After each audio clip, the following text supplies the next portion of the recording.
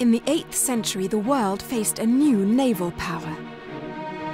The Vikings, who set out from Scandinavia in search of adventure, conquests, and knowledge. Envied as explorers and feared as invaders, the Vikings stretched their reach to the edge of the known world and beyond. They built an empire on the back of a key piece of technology: the sleek, agile Longship. The Longships employed an innovative clinker-built hull, where the planks overlap each other. The design was flexible, required less water displacement, and was extremely stable, thanks to its unique keel configuration. You have the keel to support when you're sailing, but this here have an extra keel who is built in the hull. You start with the keel, you continue with 6 planks, which is going up like to make the bottom, and the 7th board stay vertical. And that's this one here? That's one, yeah. So therefore, when you sail, you get 1 extra keel who support you for the direction. After that, it's continue, flat again, and go to the upper strike. So it's sort of like a triple keel? Yes, triple keel. More stable for sailing.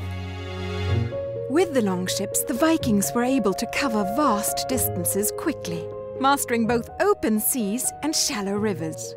They sailed to Britain and France, to America, through the rivers of Russia and Ukraine to Istanbul, and even to distant Egypt.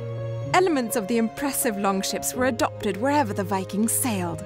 You can still see the influences today in Portugal's Rabeio boats and the gondolas of Venice. To give me a better sense of what it took to actually build a Longship, Geir walked me through some of the early stages and explained the importance of choosing just the right tree. When we try to split it, sometimes if the trunk is really good, then we can split this for a half hour in 2 pieces. But in worst case, it can take 3 days. An expert like Geir can read the flow of the tree, which is extremely important to maximize the yield. When we split this timber, we split it in the marrow lines.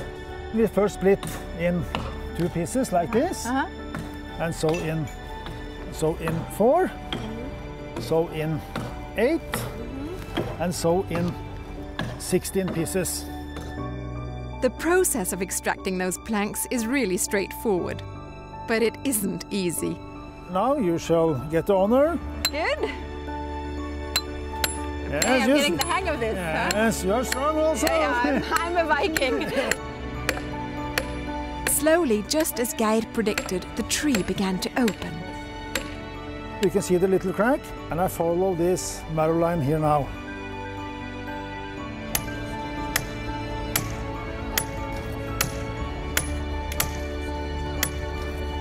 Now you can see it's follow the marrow line down to the center of the tree. Then it's time to turn the sections into planks. Another extremely labor-intensive task that required every available Viking.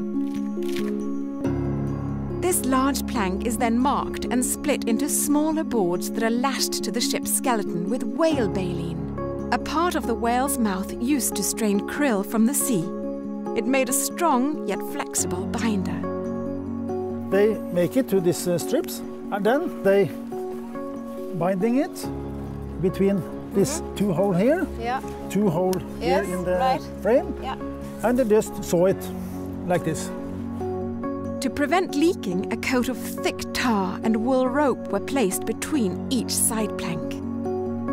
These planks are also riveted together using iron nails. When you do it this way, you can see then you get flexible construction. And you can see this here is possible to move a little. It don't fight against the waves. They cooperate with them and just fall a little bit off. The world's fascination with the Viking Longships has never waned. They've been studied endlessly at locations throughout Scandinavia and the rest of the world.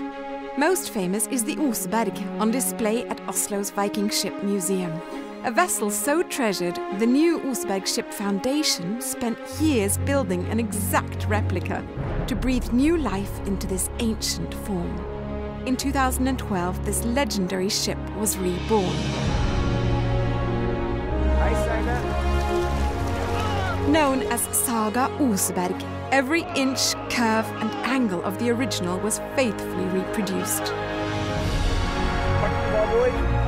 Today she's a window into the Viking Age and the technology that literally reshaped the world.